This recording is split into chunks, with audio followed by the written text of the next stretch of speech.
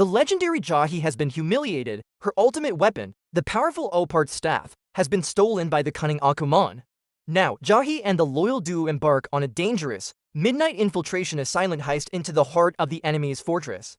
Failure is not an option, but the risk of exposure is deadly.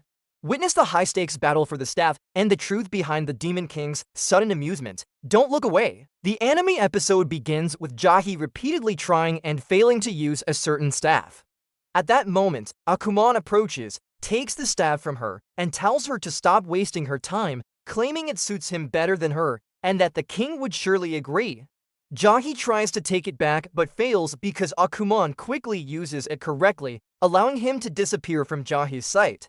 Jahi becomes very angry and then sad, not knowing what to do. Du arrives at that moment and shows Jahi a beautiful crystal she found while collecting stones to prevent others from tripping. She is very happy with it and considers it a treasure she will keep forever. Jahi doesn't care and remains sad. Du asks what's wrong, and Jahi tells her that something very important was stolen from her powerful weapon called the Oparts, likely referring to the staff weapon left by the ancient demons. The Demon King gave it to her as a reward when she became his attendant because she was worthy of it, but that fool Akuman stole it. She tried to get it back, but he always escapes, leaving her no choice but to report it to the Demon King. However, when she told him, he only laughed at Akuman, considering him a flashy boy overflowing with ambition. Jahi now doesn't know what to do, so Du decides to steal it back for Jahi. Jahi refuses, saying she won't gain anything by doing so. But Du remembers her own words, that demons steal, oppress, and kill, and these are the three principles they live by, so she will steal her important item back and return it to her. That night, while Akuman is fast asleep, Jahi and Du sneak in to retrieve the staff. When they enter his room, they find it full of chaos, despite him being a high-ranking official in the Demon King's army. Jahi ponders where he might hide the large staff, perhaps under his bed. She asks Du to sneak in and retrieve it without anyone seeing, urging her to be quiet so as not to wake him. Du agrees but is very scared for Jahi, knowing this will get her into trouble. However, seeing Du trying her best, Jahi can't ignore her offer. At that moment, Jahi remembers that Akuman is an expert at sensing evil or malice, so he might notice her immediately if she enters the room. But Du carries no malice, and no one is better suited for this. Suddenly, Du knocks on the door to ask Akuman for permission, as they are supposed to knock before entering someone's room. Jahi gets very angry because she shouldn't have done that. They are there to steal the staff, and they must not be discovered. It's like a game of hide and seek. She must move quickly and quietly not to be found. When Du enters the room, she bumps into something on the floor and falls. Jahi rushes in to grab her, and they quickly leave before Akuman can catch them. When Du calms down, she tries to enter again. This time she enters quietly, and Akuman doesn't notice her.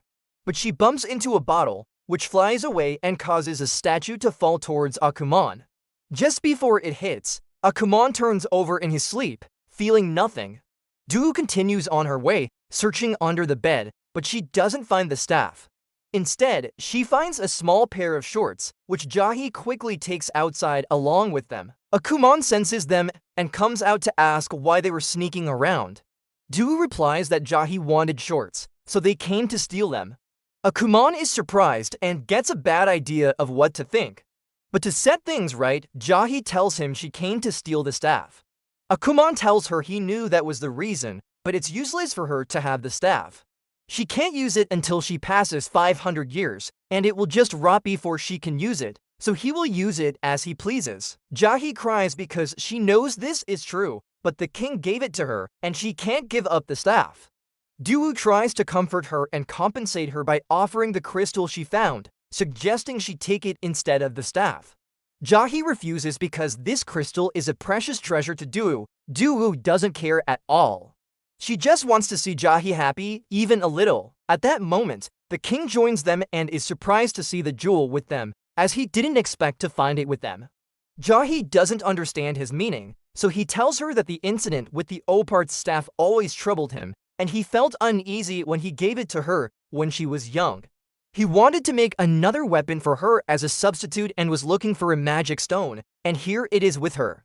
He is sure he can make something very powerful with this jewel. Jahi refuses, stating that this jewel is her daughter's treasure, and if he is going to use it for something, it should become the king of Duo. Duo denies this, saying she already gave it to her because she always wants to see her happy.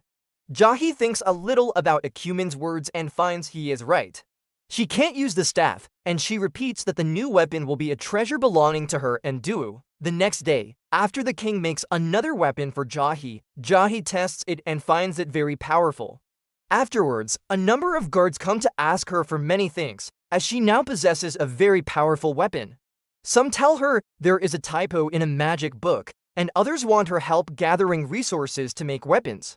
Jahi doesn't pay attention to them, telling them she will adjust her schedule and do what they want when she is free, but they don't listen to her state. Jahi gets very tired and loses consciousness, so they take her to her room. When she wakes up, she finds herself in the room. Duo tells her she fainted due to a fever, so the king carried her here to rest.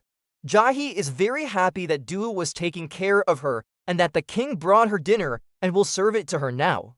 She thanks Duo for everything and asks her to stop doing this because she can't cause any more trouble for her, and she will return to work immediately.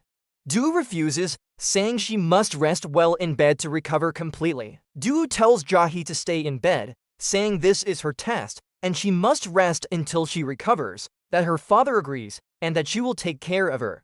Jahi sleeps in bed and talks to herself, feeling like a complete failure as an attendant. Meanwhile, Duo places a cloth soaked in water on her face.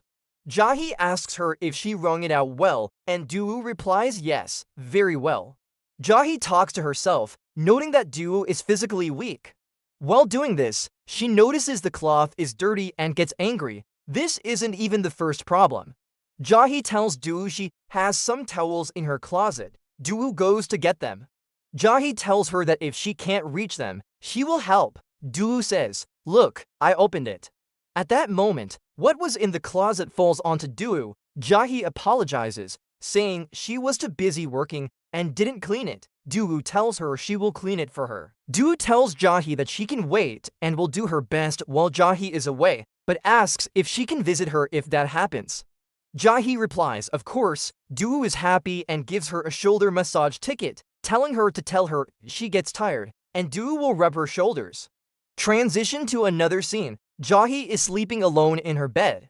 Jahi reads the ticket Duo gave her and finds it says shoulder massage wrong, indicating a misspelling or error. Transition to another scene. Jahi tells Duo it's time for today's test.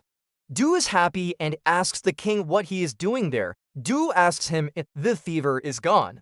Jahi tells him yes and expresses surprise at her noticeable improvement.